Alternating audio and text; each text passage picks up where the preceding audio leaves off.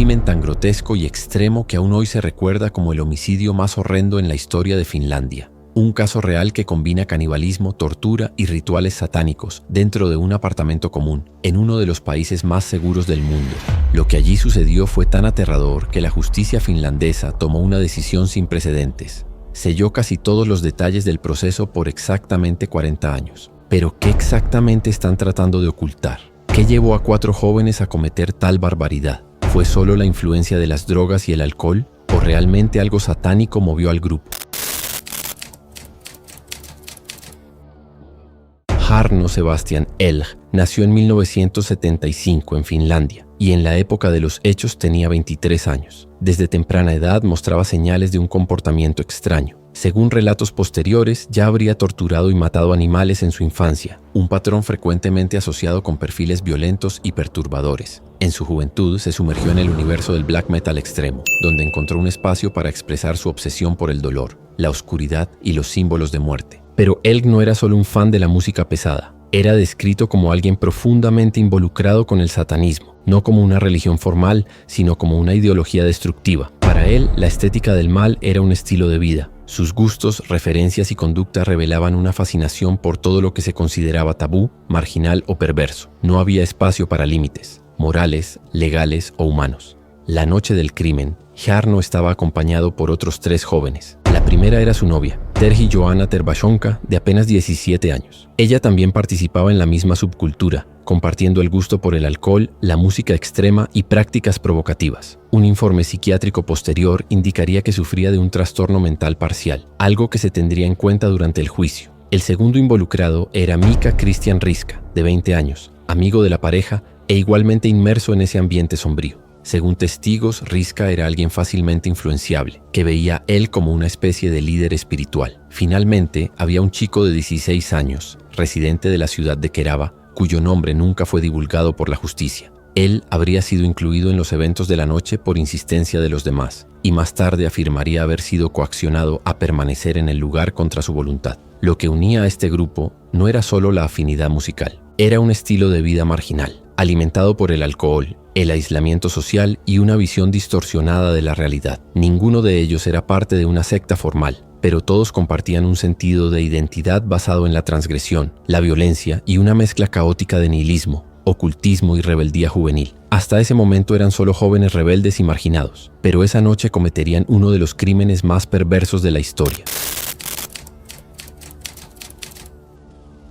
Era un viernes por la noche, 20 de noviembre de 1998. Jarno Elg, su novia Terhi Tervashonka, Mika Riska y el adolescente de 16 años estaban reunidos, bebiendo y conversando con otras personas. El lugar era conocido en la comunidad por reunir a jóvenes fanáticos del black metal, que se congregaban allí para beber, usar drogas y conversar sobre temas sombríos como el satanismo. Esa noche en particular, el grupo ya se había involucrado en una discusión sobre satanismo y cristianismo con personas de una congregación cristiana local. La discusión y el consumo de alcohol crearon un ambiente tenso. La conversación, inicialmente superficial, se habría transformado en una especie de debate ideológico sobre la fe, la muerte, el pecado y el poder, cargado de provocaciones y referencias al satanismo simbólico frecuentemente asociado con el black metal que consumían. En el medio de la madrugada, el grupo se dispersó y los 5, incluyendo la futura víctima, un joven de 23 años, decidieron seguir hacia el apartamento de Elg, ubicado cerca del lugar donde estaban. Como la justicia finlandesa impuso un secreto de 40 años sobre la mayoría de los autos del caso, la policía nunca divulgó el nombre de la víctima. Aparentemente todos estaban alcoholizados cuando llegaron al apartamento, pero nadie podría imaginar lo que estaba a punto de suceder,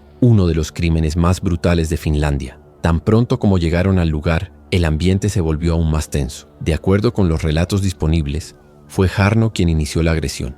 Le propinó un puñetazo en el rostro a la víctima, quien cayó inconsciente. Con el joven ya sin conocimiento, el grupo lo amarró y le colocó cinta adhesiva por todo el rostro, cubriendo incluso la nariz y la boca. Esa cinta se habría utilizado inicialmente para silenciarlo, pero acabaría siendo la causa directa de su muerte. En algún momento intentó soltarse, pero no pudo. A partir de ahí, la situación se salió completamente de control.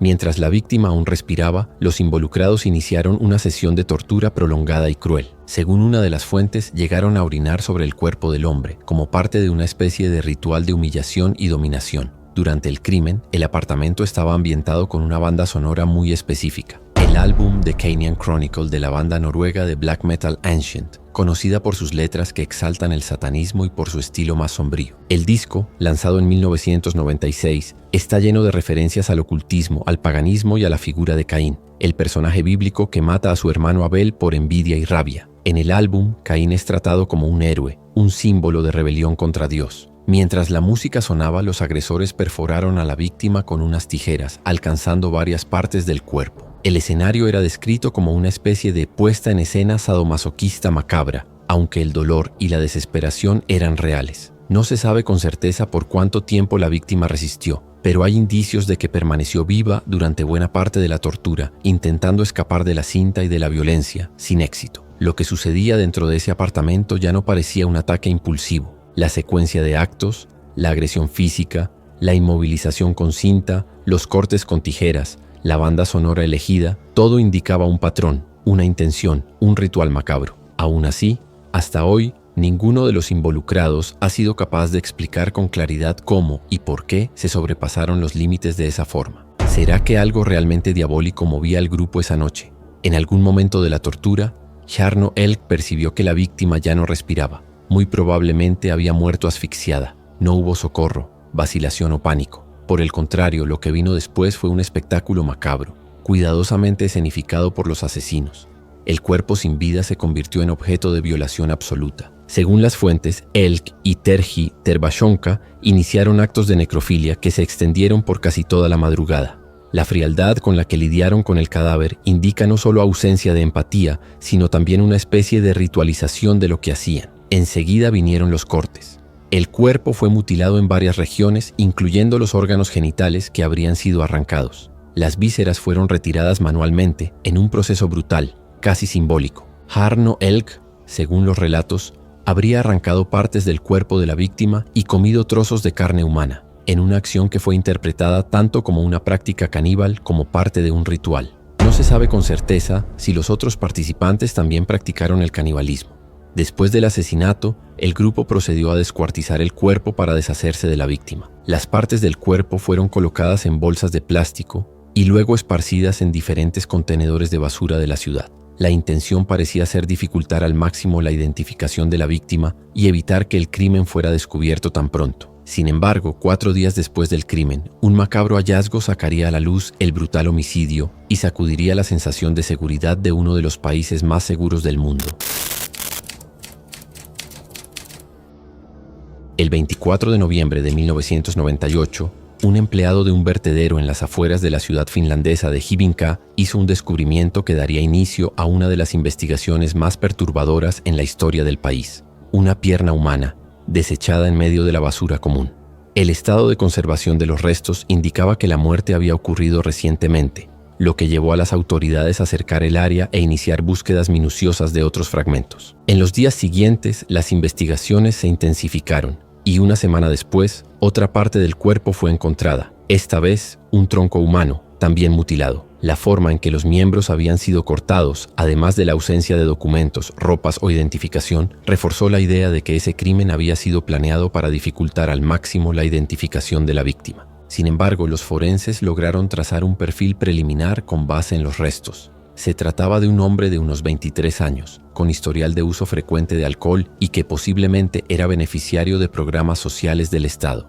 Esta hipótesis guió a los investigadores hacia una lista reducida de posibles desaparecidos en regiones cercanas. Fue entonces que, con la ayuda de exámenes de ADN, las autoridades lograron confirmar la identidad de la víctima, un joven que había sido visto por última vez en compañía de Jarno Elk y de otros miembros del grupo la noche del 20 de noviembre. A partir de este punto, la policía comenzó a cruzar testimonios, registros telefónicos y movimientos locales. La última ubicación conocida de la víctima coincidía con el apartamento de Elk en Hyvinkää. El 8 de diciembre de 1998, los 4 involucrados fueron arrestados: Jarno Elk, Terhi Tervashonka, Mika Riska y el menor de 16 años. Durante las primeras etapas del interrogatorio, los investigadores ya tenían indicios suficientes para creer que no se trataba de un homicidio común. El estado de los restos mortales, la forma en que el cuerpo fue despedazado y el intento deliberado de ocultar el crimen apuntaban a algo más brutal y planeado. Lo Lo que aún no sabían, y que solo sería revelado parcialmente después, era el nivel de crueldad y perversión que se había aplicado en ese asesinato, y el juicio de los 4 involucrados mostraría un lado aún más perturbador. El juicio del caso ocurrió menos de un año después del crimen y terminó con sentencias duras, aunque controvertidas. Jarno Sebastian Elk, señalado como líder del grupo y principal autor de los actos más extremos, fue condenado a cadena perpetua por homicidio, tortura, canibalismo e incitación a la participación en un ritual macabro. Su responsabilidad directa en los actos de violencia y degradación del cuerpo de la víctima fue reconocida como central en la dinámica del crimen, y el tribunal no tuvo dudas en cuanto a su liderazgo e influencia sobre los demás involucrados. Elge fue considerado plenamente consciente de sus actos y de la brutalidad que orquestó. Por otro lado, Terhi Johanna Tervashonka, su novia de 17 años en la época del crimen, fue condenada a 8 años y 6 meses de prisión, según el registro oficial de la corte de Hybinka. Sin embargo, otras fuentes citan una sentencia de 2 años y 6 meses, posiblemente como resultado de consideraciones legales relacionadas con su edad y un informe psiquiátrico que indicaba parcial incapacidad mental. Esta discrepancia en la información jamás fue completamente aclarada, lo que se debe en gran parte al secreto impuesto sobre los autos. Aún así, es un consenso que su participación fue activa y que ella cometió actos crueles junto a Jarno. El tercer involucrado, Mika Christian Riska, con 20 años en la época, recibió una pena de 2 años y 8 meses de prisión, no por homicidio directo, sino por agresión y violación de sepultura, un término legal que abarca el manejo indebido e irrespetuoso de cadáveres.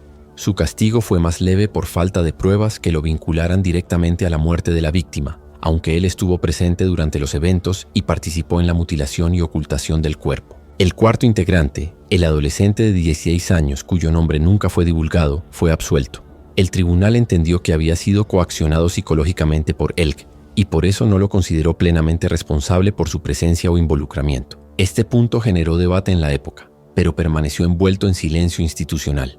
Por decisión de las autoridades, la mayor parte del proceso fue sellada por 40 años, impidiendo el acceso público a los detalles más crueles del caso. Esta medida fue tomada tanto por el Tribunal de Distrito de Hybinka como por la Corte de Apelación de Helsinki, bajo la justificación de que el contenido era potencialmente perturbador y peligroso para la sociedad. Hasta hoy, nadie sabe con certeza qué fue mantenido bajo secreto. Y esa ausencia de respuestas solo hace el crimen aún más enigmático. Al fin y al cabo, ¿qué exactamente había en los registros oficiales que justificó 4 décadas de silencio absoluto? Muchos críticos alegan que esta ocultación del caso es una censura o incluso un interés en minimizar el caso, ya sea para proteger la imagen del país o para evitar el surgimiento de imitadores ligados al satanismo. Sin embargo, el silencio de las autoridades finlandesas no evitó que nuevamente uno de los integrantes del grupo apareciera en las páginas de sucesos tras cometer otro crimen brutal.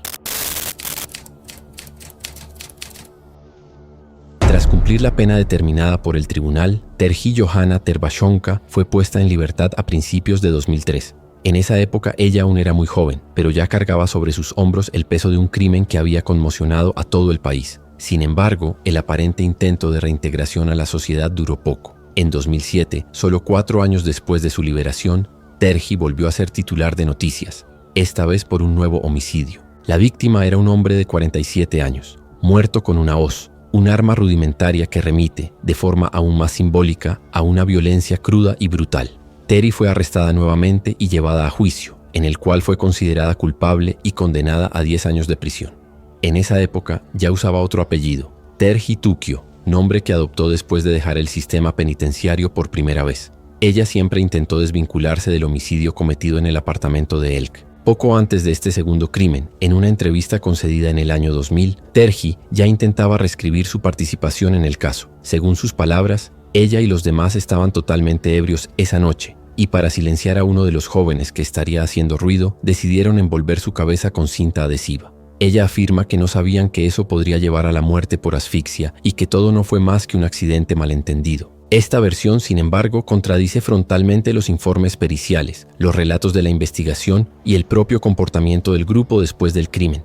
La víctima fue torturada, mutilada, su cuerpo fue diseccionado y partes fueron descartadas en diferentes lugares. Acciones que difícilmente podrían ser clasificadas como una reacción desesperada a una muerte accidental. Además, Terhi negó con vehemencia cualquier relación con rituales satánicos. Alegó que la historia del satanismo fue una creación de la prensa, distorsionando los hechos. Ella intentó minimizar su culpa, pero el segundo homicidio solo mostraba cuán peligrosa era y reforzó la imagen de Terry como alguien propensa a la violencia extrema.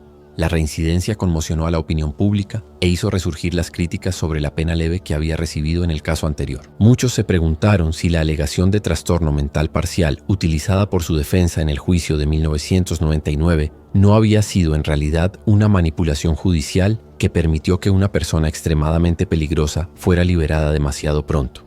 Sin embargo, incluso con toda la repercusión negativa sobre la liberación de Terhi, años después la justicia finlandesa tomaría una nueva decisión que dejaría al país asustado. Después de cumplir 17 años de prisión, Jarno Sebastian Elk fue liberado bajo libertad condicional en febrero de 2016. El hombre considerado el líder de uno de los crímenes más brutales de Finlandia simplemente salió de la cárcel. Ningún anuncio público fue hecho sobre su liberación. Elk consiguió la libertad condicional, amparado por el hecho de que en Finlandia incluso una pena de cadena perpetua puede ser revisada después de un cierto periodo, especialmente si el condenado demuestra buen comportamiento y una supuesta readaptación social. Y fue justamente ese el argumento usado para ponerlo de vuelta en las calles. ¿Una persona capaz de cometer un crimen tan violento así realmente tiene la condición de vivir nuevamente en sociedad? Desde su liberación nada más se sabe sobre él. No hay registros públicos de dónde vive, qué hace o con quién mantiene contacto. Ninguna información sobre su reintegración a la sociedad, sus hábitos o posibles tratamientos. ¿Será que Jarno Elk realmente se rehabilitó? O, al igual que Terhi, ¿es cuestión de tiempo hasta que vuelva a aparecer en las páginas de sucesos? Las autoridades aún mantienen en secreto casi todos los detalles del caso, fotografías de la escena del crimen, informes médicos detallados, testimonios completos e incluso el nombre de la víctima está sellado hasta por lo menos 2038. ¿Qué hay en esos documentos que el público no puede ver? Con cada año que pasa, aumenta la especulación. ¿Habrá involucrado a más personas el caso? ¿Habrá habido imágenes, grabaciones, elementos ritualísticos más complejos de lo ya revelado? ¿O fue el impacto psicológico de la brutalidad lo que motivó el silencio oficial? De cualquier forma, la liberación de Elk solo refuerza la sensación de que hay piezas ocultas en este rompecabezas. Tal vez la parte más sombría de este caso aún no haya sido revelada. Si te gustó este video, no olvides dejar tu me gusta. Eso ayuda mucho en nuestro trabajo. Te invito también a suscribirte a nuestro canal y a activar todas las notificaciones. Toda semana traemos videos como este para ti. Ahora en tu pantalla está apareciendo el video que hicimos sobre Ángela Zamota, una joven que fue brutalmente asesinada. El caso se estancó por décadas hasta que su mejor amiga decidió actuar por cuenta propia. Lo que parecía un crimen olvidado por la justicia se transformó en una cacería silenciosa, y lo que ella descubrió con la ayuda de una prueba de ADN cambió todo. Haz clic ahora y mira cómo una amistad determinada desveló uno de los crímenes más impactantes de los años 80.